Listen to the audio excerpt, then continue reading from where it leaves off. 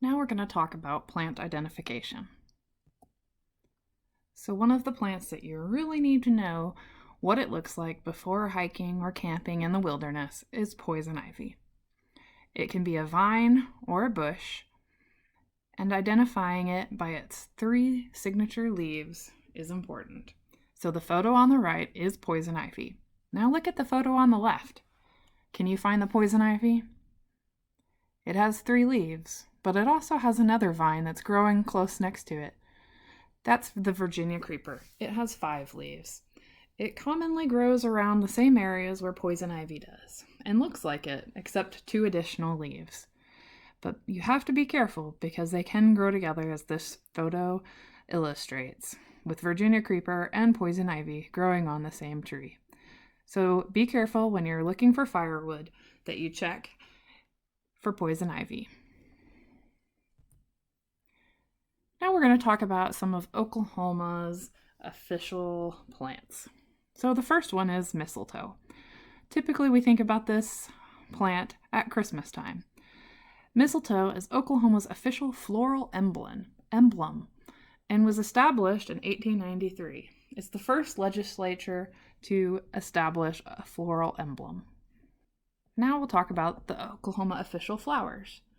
The photo on the left is of our official wildflower, which was established in 1986, and it's the Indian blanket. In 2004, Oklahoma established the Oklahoma rose as the official state flower.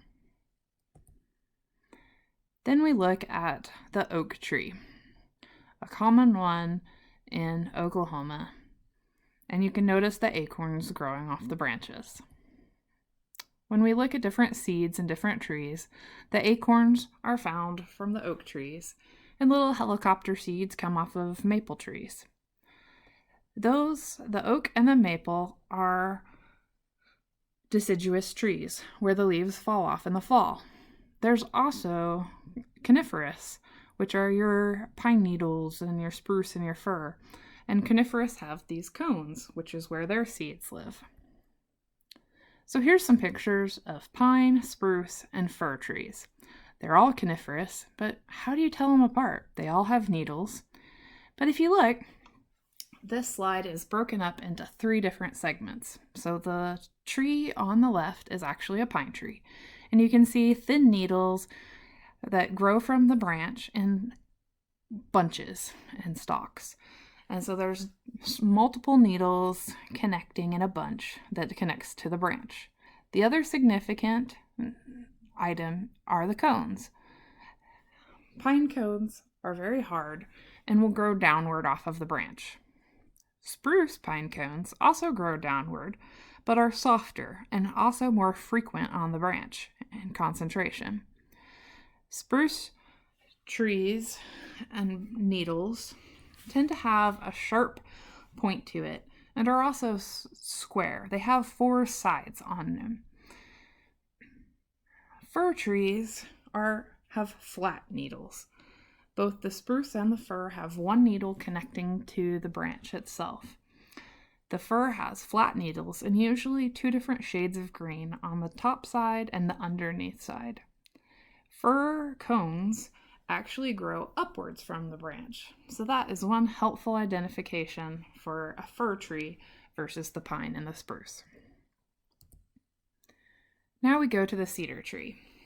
The cedar trees get a bad rap in Oklahoma because of their aggressive growth pattern. While they are native to Oklahoma, their concentration has grown significantly due to the fact that we do not have wildfires. People suppress fire, and so the cedars grow and expand, taking up lots of real estate and landscape, and causing other trees and vegetation to fight to stay alive. So it's somewhat considered an aggressive or a weed-like tree. The other things with cedar is it is something that people are allergic to. So you have to be careful if you have cedar wood and burning it, because sometimes that will cause people to have more of an allergic reaction to it. The thing with coniferous trees and why you need to be careful when burning their wood is most of them have a sap in it, and that can cause popping in the fire, which can result to embers jumping out, and it's something that you need to be careful of.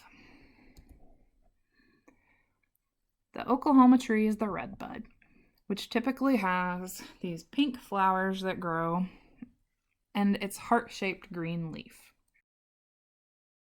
When trying to identify vegetation, it's helpful to take pictures of it. There are several apps and websites that can help you identify leaves, flowers of different plants. As you're exploring, you draw pictures or take photos, and you can take it back and discover what it is that you've seen on your hike. Happy hiking!